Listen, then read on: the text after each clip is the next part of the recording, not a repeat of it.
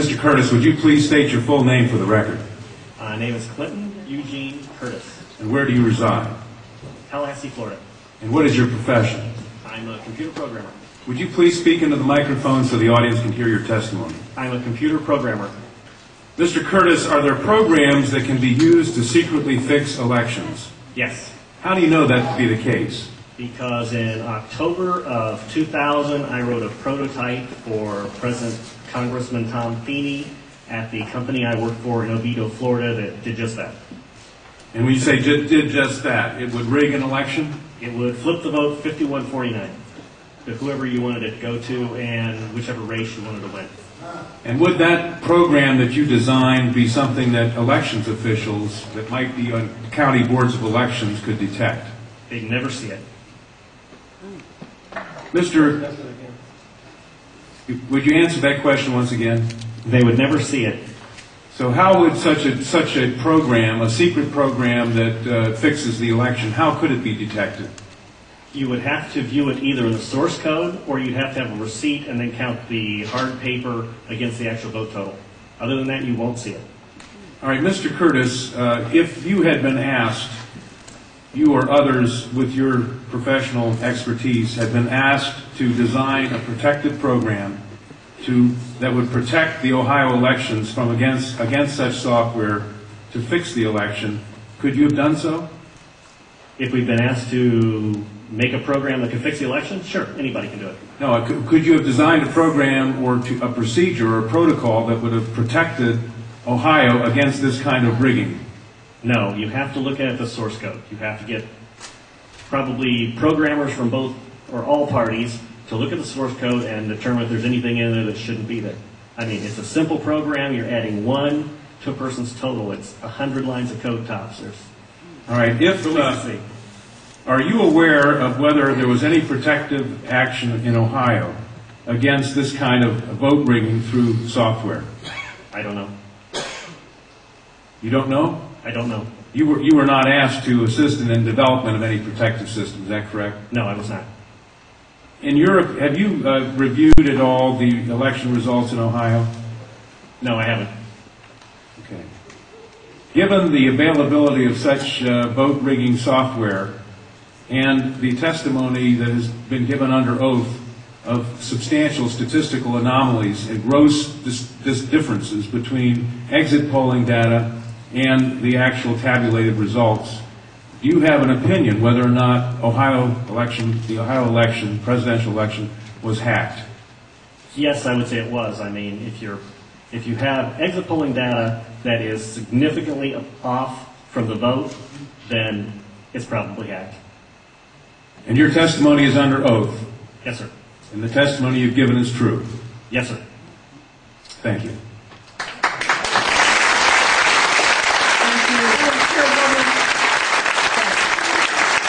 Congresswoman Stephanie Cavadero. Congresswoman Waters and I have the same question. Come back to the podium. Who did you say you were asked to prepare? I was asked by Tom Feeney. He's now a congressman. At that time, he was Speaker of the House of Florida, Yang Enterprises, which was the company I work for, lobbyist, and their corporate attorney. Wore a lot of hats. And at the time, he was the Speaker of the House of Florida. Is that what you said? Yes. Okay, thank you. Congressman. You say he was the lobbyist for the voting machine company at the same time he was Speaker of the House? I don't know what the voting machine company is. He was a lobbyist for Yang Enterprises. We had NASA contracts and Yang Enterprises did what? Computers? computers. Okay, and he was your lobbyist, your He was company's the lobbyist. lobbyist for that company, And yes. he asked you to design a code to rig an election Yes. while he was Speaker of the Florida House. Yes. This was during or previous to the 2000 election? Yes. October into September. And did he ever express why he wanted a code to rig an election? No, I immediately assumed that they were trying to keep you guys from cheating them. So, so I wrote up the documentation of what you would look for in the source code, how you would make sure that you didn't get, taken advantage of, make sure that all voting machines had receipts, because that way you could back count the ones that looked a little funny. And I handed it By receipts, you mean a paper trail? Yes, paper trail. And I handed that in to Mrs. Yang and said, here's your report, here's your program. And she said, you don't understand, we need to hide the fraud in the source code. Hide the fraud, not reveal the fraud. Not reveal the fraud because it's needed to control the vote in South Florida, was what she said. That's what she said. That's To your knowledge, was this used? I have no idea. I was ready to leave, so I retired and left the company. Your testimony a moment ago, I think you said just before you left in answer to Congresswoman Tubbs Jones' question, would you just repeat what you said in terms of the exit polls? Oh, the exit polls should not be significantly different than the vote. And if they were, you would conclude what? I would conclude someone's playing with the vote. Not with the exit polls? That's possible too. Okay, I was going to ask why something is definitely skewed. something is skewed in one or the other or both. Right. To select which one, you'd have to see where the problem is. Let me ask you one further question. Assuming for the moment that such software, that's what you call it, such software to rig a vote was used in one or more machines in Ohio or in Florida, could you today detect that if you looked at the source code? If you could get the machines and they have not been patched yet, I mean, once they get in and touch them, anything can happen. You can also set timers to do that, but then you see the timers. Then you'd have to take those machines, decompile them, which I couldn't do, but possibly a Microsoft, an MIT, something could do. You might be able to see it.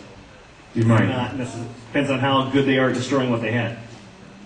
Destroying what they had by tampering with the machine afterwards or by programming a destroy instruction in the first place? Right, because since you didn't... Both, either or both? Either or both. You didn't actually see what's in there, so you don't know if the code is running in a single executable or running in various modules. If it's running in modules, you can make the code actually eat itself. Let me ask you one further question.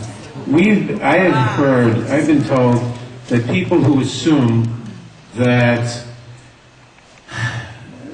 lots of the election results, or that a large fraction of the election result in any state may have been affected by deliberate fraud in the computer, are paranoid because in order to do that, you'd have to have access to thousands of machines, and that would be readily detectable.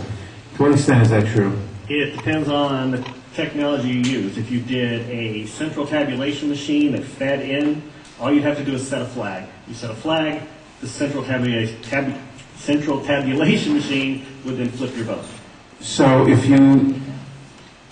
one person putting in bad code in a central tabulation machine could affect thousands and thousands or tens of thousands of votes. Right, and you could activate either automatically, or you could make it so that there's code existing on like an electronic machine that feeds it, where you would punch it in, it would set the flag, the server would see the flag, and then... And if you had a recount, and there were no paper trail, would that be, assuming that had happened, would that be revealable by seeing a discrepancy between what the central tabulator showed and what the individual machines, which had not been tampered with, showed?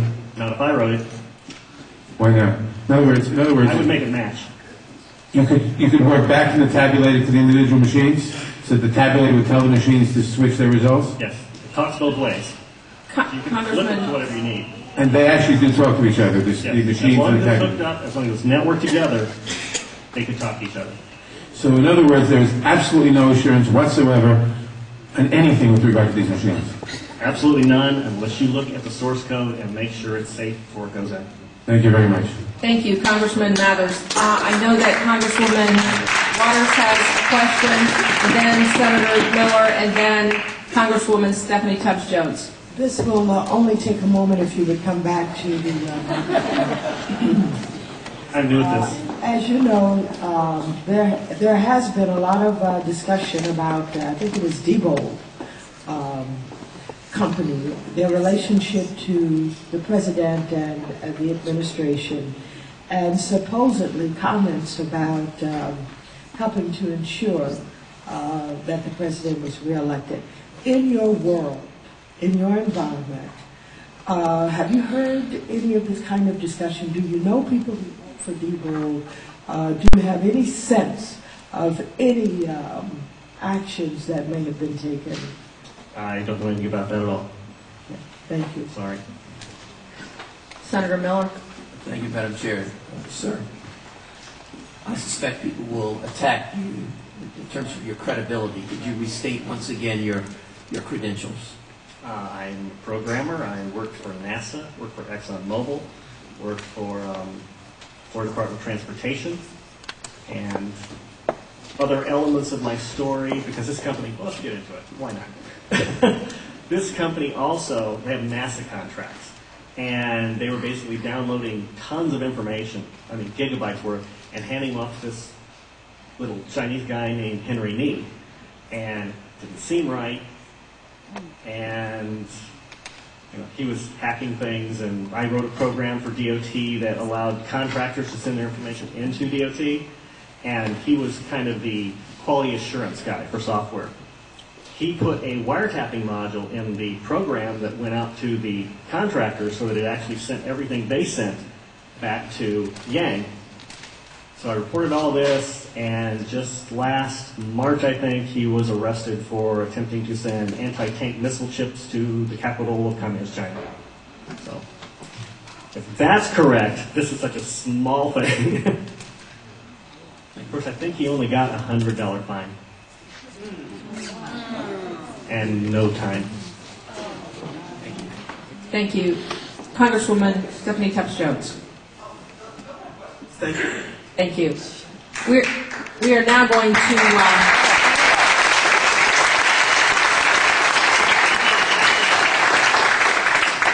back to the public testimony. And